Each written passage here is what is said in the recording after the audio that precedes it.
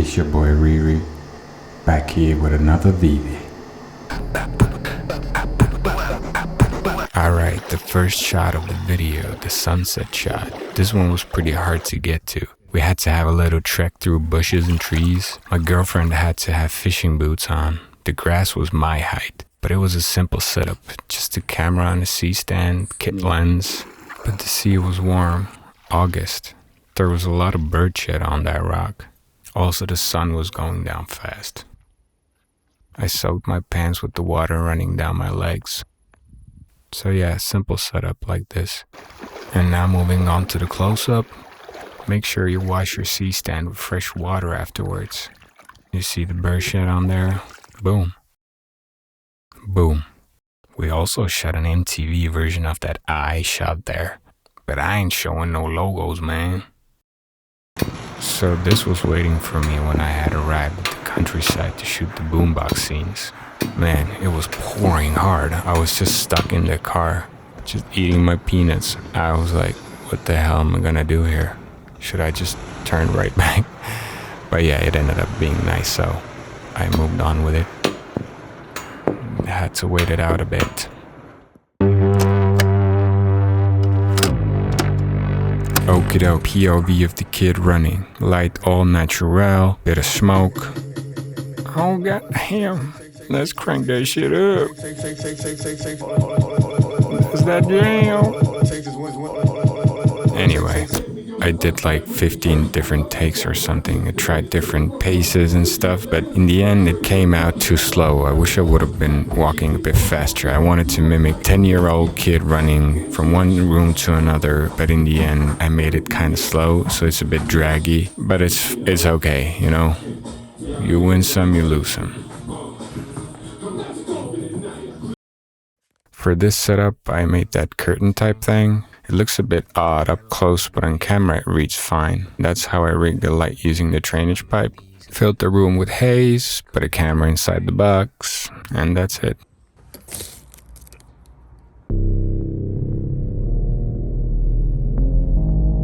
For this shot, I built a rig with extension arms and a grip head. You can see here my hand is covering the extension arm.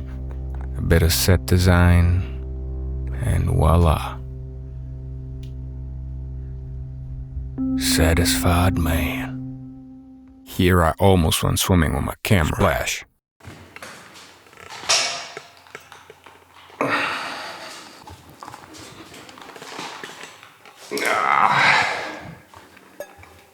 Almost stepped into that shit. The mega base shot took me a half a day to figure out. I tried a bunch of different approaches. Different light positions, different slider moves, different angles, and nothing was really hitting. It needed something else, something more. And sometimes you set too big of a goal for a 2-second shot. And when you get something good right out of the gate, it still feels like it's missing something. But it's not. You already have what you need. You just can't see it yet. Plus, the setup was janky as hell. I ended up using a microphone stand to get the right height. So sometimes you just work with what you got. And then this is your face when you had run out of ideas. The Windows 98 scene setup was camera on the motorized slider on paint cans and wooden blocks, bit of smoke, 6-watt RGB LED behind the CRT, and the 70-watt LED from the top with a softbox. That's the way I like making movies and videos. Just sipping my brewski and seeing all the work come together. Oh yeah, also I had to change the refresh rate to 100 Hz and change the shutter angle accordingly.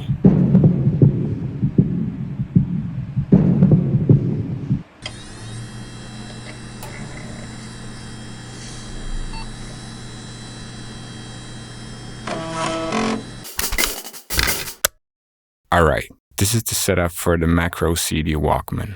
I used my PC as a stand because it was perfect height and it was sturdy enough for the macro. Blackmagic 4K on a C-stand. 3D printed macro adapter. A quick note on the lens adapters. I made all of these myself on a 3D printer. There's one for the Panasonic L mount, one for the Pocket 4K, and a few others. It's a flexible system. You can mount pretty much any lens on any body this way. Look at that. It's a macro. Yay. Again, the 70-watt LED. Made this snoot out of paper and tightened it with magnets. Gotta love magnets. Hello. For this one, camera on a C-stand, touching the ceiling, 6K open gate, and the LED coming from the top right. Manuel, focus. Fuck. It's in Manuel, focus. I need to set it to automatic. I managed to set it to automatic after all. Alright, the running scene. I didn't want to include the actual factory in the shots, but I wanted kind of industrial, uncomfortable feel, somewhere you wouldn't want to really hang around, you know? The light setup was set to strobe mode, flashing all over the place like a paparazzi setup. Camera on an extension arm with a magic arm held right in front of me while I ran. I just kept running around till I had what I needed. Simple as that. Completely out of breath by the end. The spinning CD montage was made with the pocket and the slider, with some macro rings pointed down to the boombox, and I was just moving the small light so it would show the spectrum of colors on the disc. I had this issue that when the lid wasn't closed, the CD didn't get pushed down and it was just slipping in the player. So what I did was that I put a CD upside down in the player, so the cover art of the CD was giving it some friction. And I had to stick a piece of wire where the lid sensor is, so it detects that the lid is closed. That's how you do it! For the CD case shots, I just put books under the slider legs and I was diffusing the light from under the CD case with a tissue paper. Who knew tissue paper could be used as this? In case you're wondering, slider is the newer motorized slider. I'll make a gear video about this if you guys are interested. At first I tried with the front angle shots. Shit you not, I was using the Panasonic for the focus. So the front shots came out like this, not as abstract as I was looking for. Also, it was hard to get rid of my face there, just to keep my hand in. And there's that.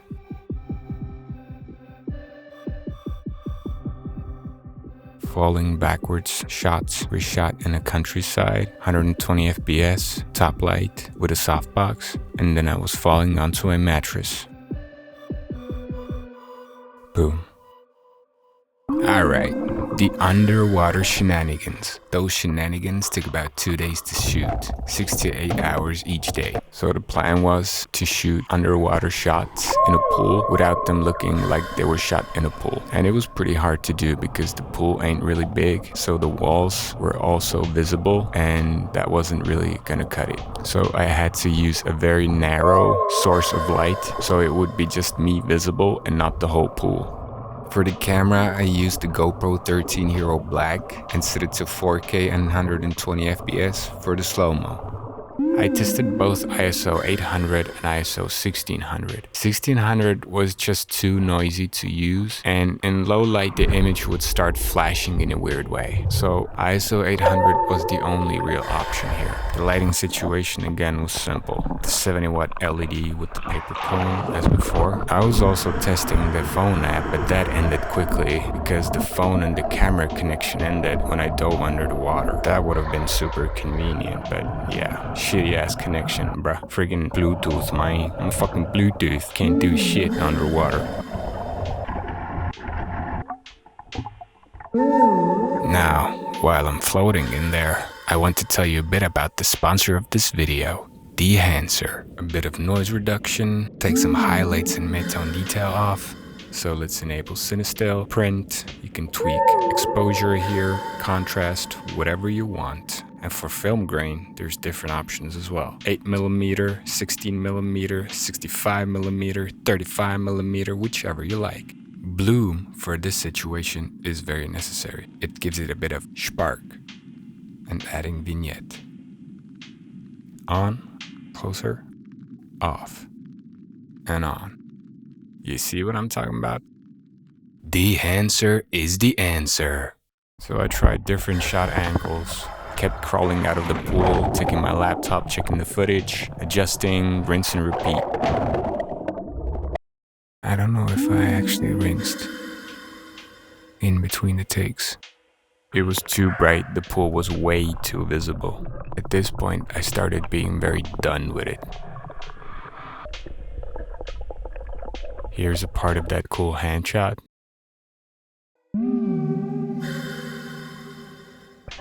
But even when you're completely tired and done with it, then just remind yourself why you're doing this, find a new approach, and just keep going.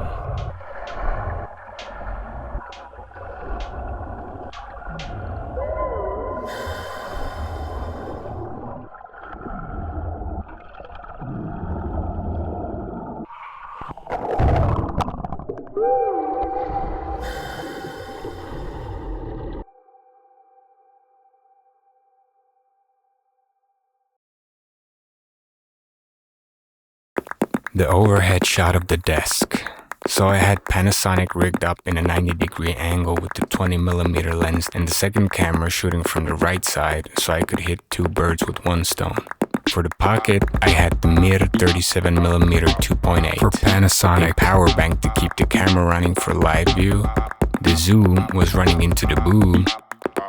Some smoke. My trusty LED. Some practicals for the effect. And Hundu always supporting me. And that's how we do it.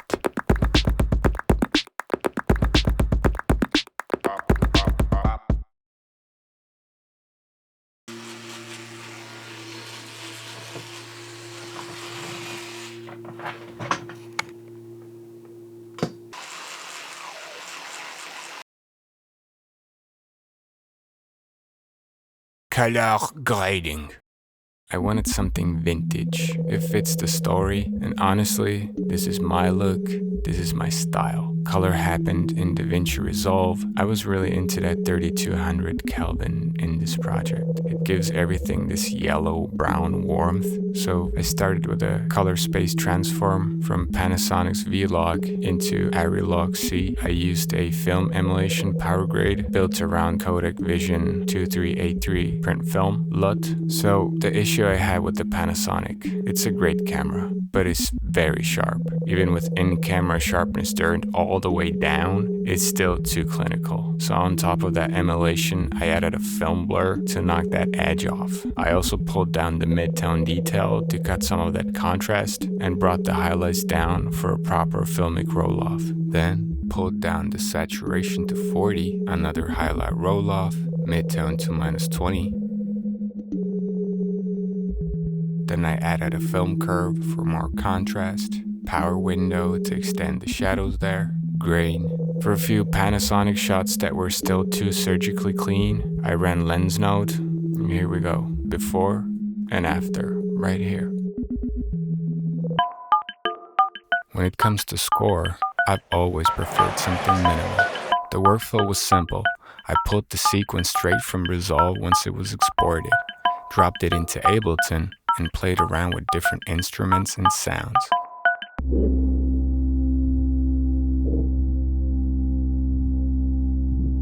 Until I found something that matched the feel of the image. For a few sequences, I used a sound that captured the theme of that section directly. For the Windows 98 part, I used the sound of a modem dialing up.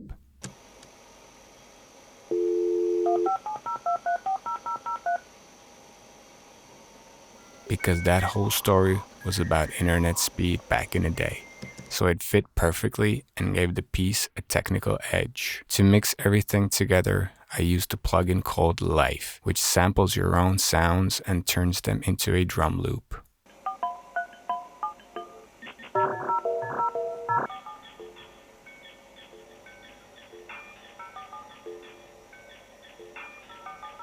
Here's a moment I'm genuine fan of. Sound, music, and image landing together on the same beat.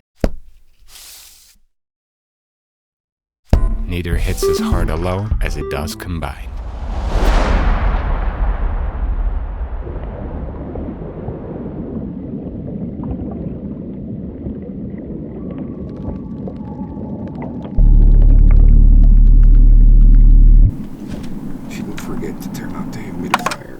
For the sound design, I always started from the real thing.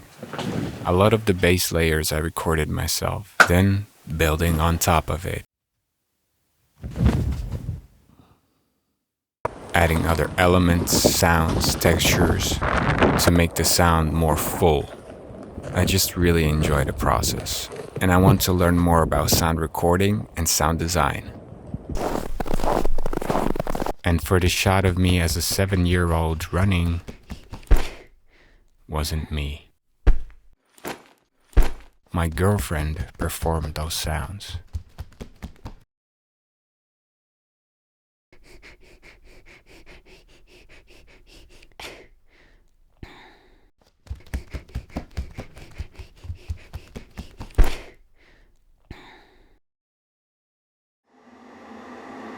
It's your boy Riri.